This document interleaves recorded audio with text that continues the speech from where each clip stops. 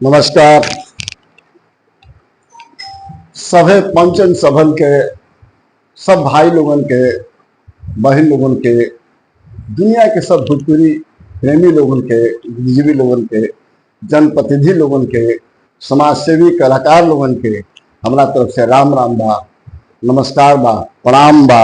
जय भोजपुरी, जय भारत, जय भोजपुरी संसार। देखा जाओ, कहल बा कि भोज बुद्ध गोरख के धरती, भोज बुद्ध गोरख के धरती, कबीरा अलख जगाई फिर से, सिसकत शोषित गूंग माई के बेड़ी काट छुड़ाई फिर से। जाति पात के विदा करब हम, बाटल जोड़ी दिखाई फिर से। भोज बुद्ध गोरख के धरती, कबीरा अलख जगाई फिर से, सिसकत शोषित गूंग माई के बेड़ी काट छोड़ाई फिर से। जाति पात के विदा करब हम, बाटल जोड़ दिखाई फिर से। भोजपुरियन के आशा भोजपुरी भाषा, भोजपुरी भाषा बहटियावला से कबहू भोजपुरी के विकास ना होई। हकर के बोला निज भाषा के अनदेखी बर्दाश्त ना होई। जेकर बेटा 25 करोड़ ओकर माई उपास ना सोई। कसम खाई जा भोजपुरी आंदोलन अब उदास ना हो।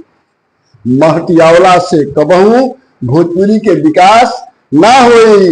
हकर के बोला निज भाषा के अनदेखी बर्दाश्त ना हुई।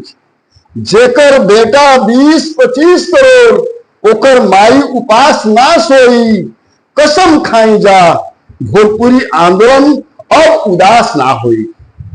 देखा जाओ, आजादी के बाद जब संविधान बनल, वही बेरा अंग्रेज के जो पॉलिसी रहे, भोजपुर जो राज्य रहे, उत्तर प्रदेश, बिहार, मध्य प्रदेश मिलाकर जो भोजपुर राज्य, काशी राज्य रहे, ओकरा के 3 गो क्षेत्र में बांट के, पश्चिमी बिहार, यूपी और मध्य प्रदेश में बांट के भोजपुरी के ताकत के छीन भिन कर दिया गए।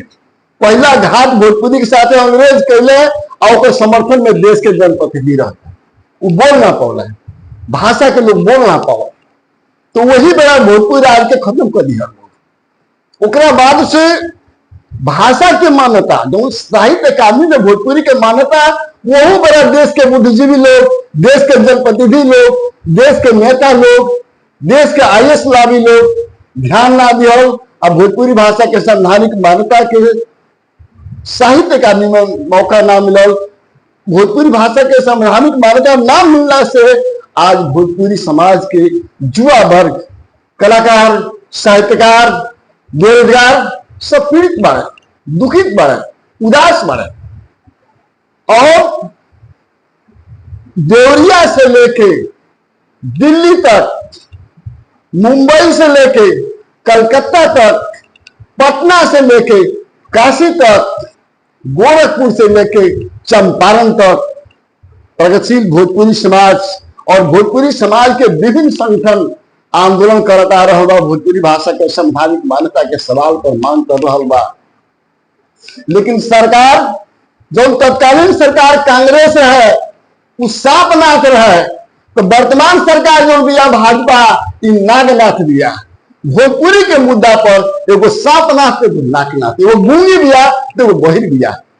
ऐसे कि भोजपुरी समाज के जो माटी बा, उर्वरा बा, ताकत बा, लेकिन भोजपुरी समाज का भाई कि ऐजा के बुद्धिजीवी लोग, ऐजा के लोग भोजपुरी के आंदोलन के दबा दिहल, बार बार दबा दिहल।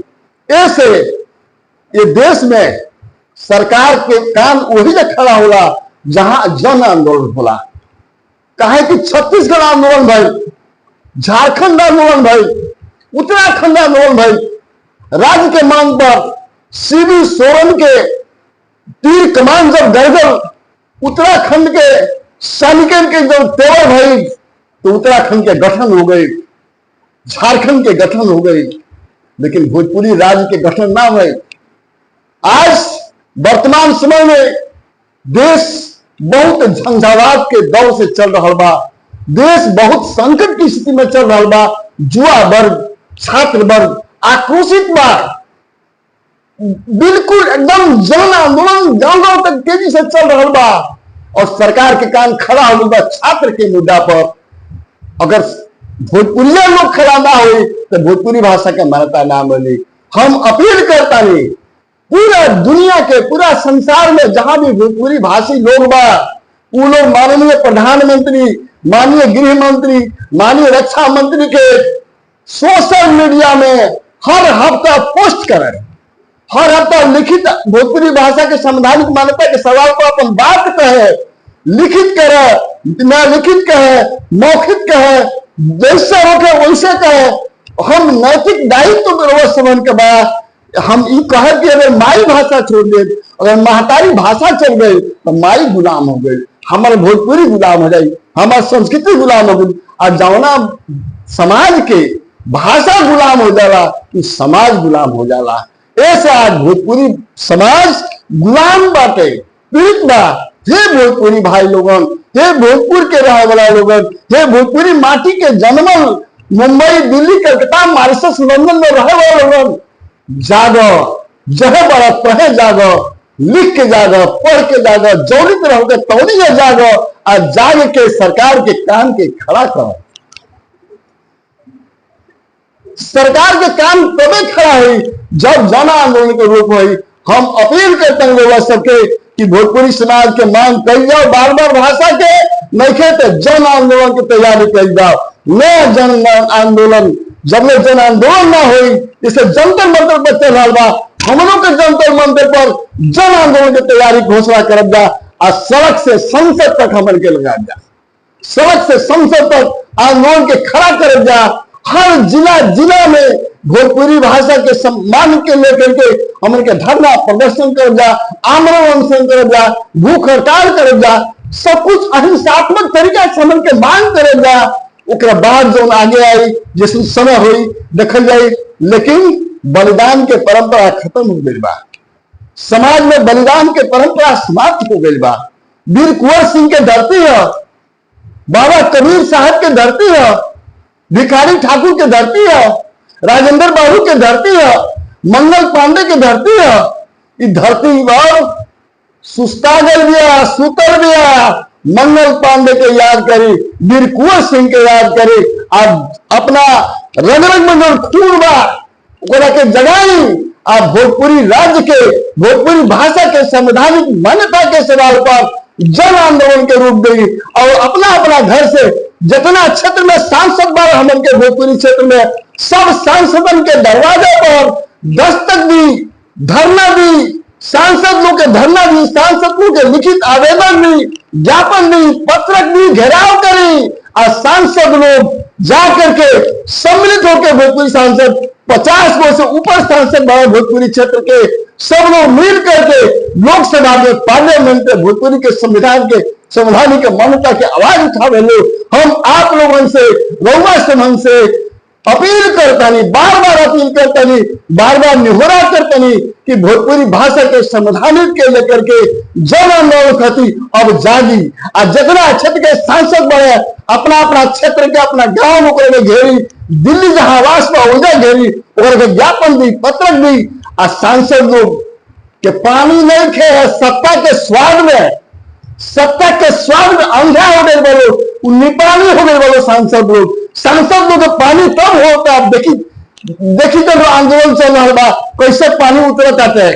अब सांसद लोग के नैतिक जिम्मेदारी बा कि हे भोजपुरी क्षेत्र के माटी के जन्मल सांसद आरा, भोजपुर, बक्सर, भभुआ, रोहतास, चंपारण, वेस्ट चंपारण, ईस्ट चंपारण, सारण, गोपालगंज, सिवान, बनारसी, मिर्जापुर, सोनभद्र, आपका भदोही, गाजीपुर, बलिया, जौनपुर, आजमगढ़, मऊ, गोरखपुर, वाराणसी, महाराजगंज, कुशीनगर, देवरिया, सिद्धार्थनगर, संतकबीर नगर, बस्ती, सीधी, सरगुजा, तमाम जिला में के सांसद लोग बा। उसके बाद से मुंबई में जो भोजपुरी के सांसद बा, दिल्ली में भोजपुरिया लोग बा, भिलाई में बा, भोपाल में बा, झारखंड में बा, सारा सांसद लोग के नैतिक जिम्मेदारी बा कि अगर जन्मल वाला भोजपुरी के माटी के तरह अंदर तनको रगरग में स्वाभिमान बा, रगरग में ईमानदारी बा, नैतिकता बा, तो लोकसभा में हकड़ के एक नया सत्र जो चल रहा बा भोजपुरी आंदोलन खातिर भोजपुरी भाषा के संवैधानिक मान्यता के सवाल पर आवाज उठावे लोग। हे जनप्रतिनिधि, हे भोजपुरिया नेता लोग, हे भोजपुरिया सांसद लोग, भोजपुरी क्षेत्र के ए बेलना कबो ना नैतिक जिम्मेदारी बा, नैतिकता के छोड़ दे बोलो तो आवे वाला इतिहास तारा लोग माफ ना करे।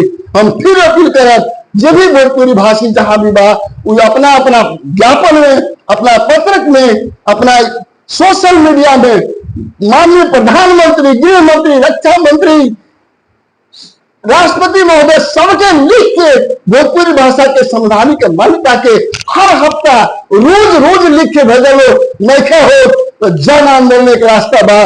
जन आंदोलन, जन आंदोलन, जन आंदोलन। भोजपुरी समाज जिंदाबाद, भोजपुरी छात्र संघ जिंदाबाद, भोजपुरी मजदूर संघ जिंदाबाद, भोजपुरी किसान संघ जिंदाबाद, भोजपुरी युवा संघ जिंदाबाद, भोजपुरी बुद्धिजीवी संघ जिंदाबाद, भोजपुरी कलाकार संघ जिंदाबाद। सबके नमस्कार, प्रणाम।